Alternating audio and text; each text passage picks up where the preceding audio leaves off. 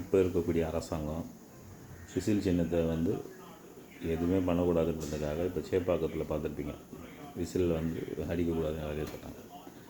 அதுபோல் வந்து இப்போ கண்டக்டர் விசில் அடிக்கிறாரா என்னன்னு தெரியல, அது பேன் பண்ணாங்களா என்னன்னு தெரியல.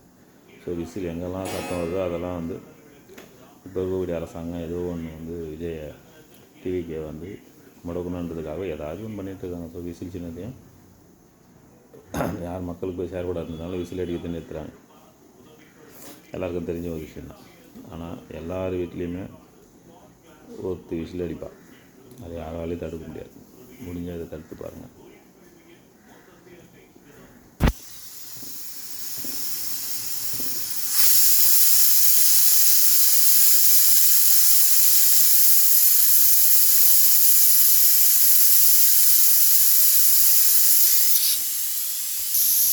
ஸோ வீட்டில் குக்கர் விசில் அடிக்கிற ஒவ்வொரு தருணமும் டிவிக்கு ஞாபகம் எல்லாருக்குமே வரும். ஸோ இதை யாருமே தடுக்க முடியாது, இயற்கை தடுக்க யாராலும் முடியாது. தேங்க்யூ.